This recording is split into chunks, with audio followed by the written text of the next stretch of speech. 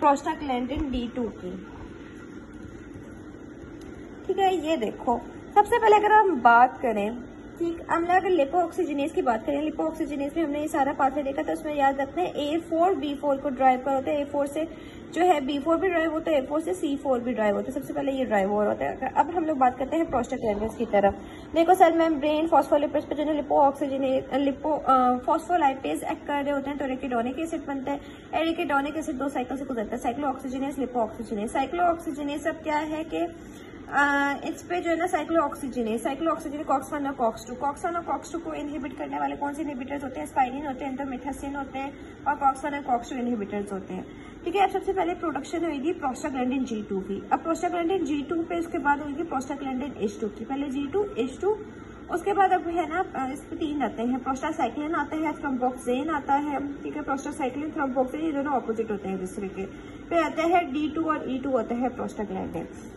इधर से भी फंक्शन देखते हैं, पहले से देख लेते हैं क्या हुआ कि अब ये जो प्रोस्टाग्लैंडिन है, ठीक है, ये क्या आएगा कि एंजाइम और इंक्रीज, ठीक है, एंजाइम इंक्रीज। ठीक है, अभी ये हुआ H2 से ना अब क्या करेगा कि इस पे प्रोस्टासाइक्लिन सिंथेज एक्ट करेगा जो कि एंडोथीलियम में होता है, तो प्रोस्टासाइक्लिन की प्रोडक्शन होगी।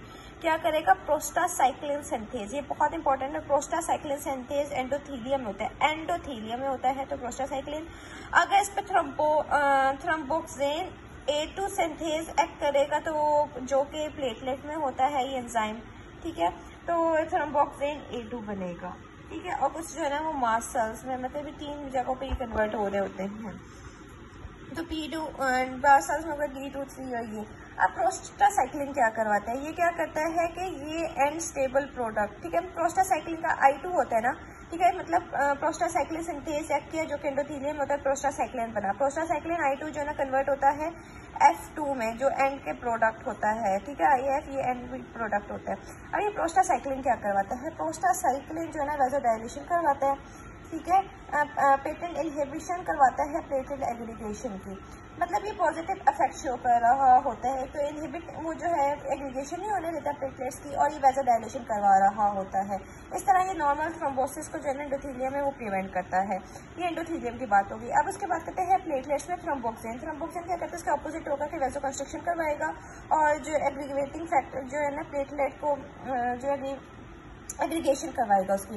ये थ्रोम्बोक्सिन को जो है ना वो जो है मेंटेन करते हैं। अब देखो इन दोनों में अगर प्रोस्टासाइक्लिन और थ्रोम्बोक्सिन दोनों में कोई इक्विलिब्रियम डिस्टर्ब हुआ ना तो बात आगे पीछे हो जाती है। ठीक है, अब आ जाते हैं प्रोस्टाग्लैंडिन D2 और E2। ये D2 क्या करते हैं और E2 कि ये वैसोडाइलेशन करवाते हैं आर्टरियोल्स में। ठीक है, ये याद रखते हैं वैसोडाइलेशन इनकी आर्टरियोल्स में हो रही है और परमिएबिलिटी इंक्रीज करवाते हैं वेन्यूल्स में। ठीक, अब परमिएबिलिटी इंक्रीज करवाएंगे वेन्यूल से तो उसकी जो है ना फ्लूइड बाहर निकलेगा, एक्सुडेशन होगी और एडिमा होगा। ठीक है, अब प्रोस्टाग्लैंडिन D2, प्रोस्टाग्लैंडिन 2 क्या करता है? ये न्यूट्रोफिल्स को अपनी तरफ खींचता है, मतलब कीमो अट्रैक्शन करवाता है, कीमो अट्रैक्शन करता है न्यूट्रोफिल्स को। और E2 की बात करें, दोनों कंबाइंड इफेक्ट में वैसोडाइलेशन और परमिएबिलिटी इंक्रीज कर रहे होते हैं। लेकिन अब PD की बात करें तो ये स्किन हाइपर सेंसिटिविटी, ठीक है, उसको इंक्रीज करता है और फीवर कॉज करवा रहा होता है। लेकिन ओवरऑल जो फंक्शन है ना प्रोस्टाग्लैंडिन का वो पेन और फीवर है।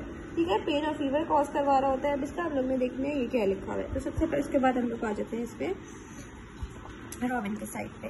ठीक है, हमने वैसोडाइलेशन दिखाया, ये किया कॉज वैसोडाइलेशन, इंक्रीज परमिएबिलिटी, ये सारा हो गया। ठीक, अब हम लोग बात करते हैं प्लेटलेट। ठीक है, platelets contain enzyme thromboxane A2 the major eicosanoid. Thromboxane A2 है वो क्या है? मेजर प्लेटलेट इकोसोनाइड है।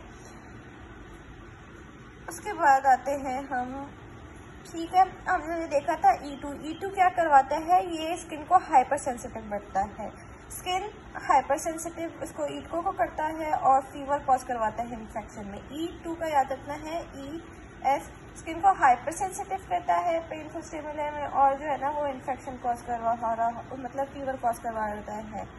ठीक है, सेंसिटिव। अब हम लोग ने इसके बारे में पढ़ लिया। अब हम आते हैं हम लोग लिपोट्राइन्स और लिपोक्सिन्स की तरफ। अब लिपोट्राइन्स क्या होते हैं?